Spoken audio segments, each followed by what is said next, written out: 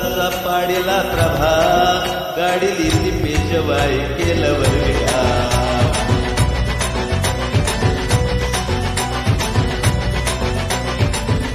हे उजळत्या रक्ताचा पाडीला प्रभाव, गाडीली ती पेशवाई केलं वर्गा. इतिहासात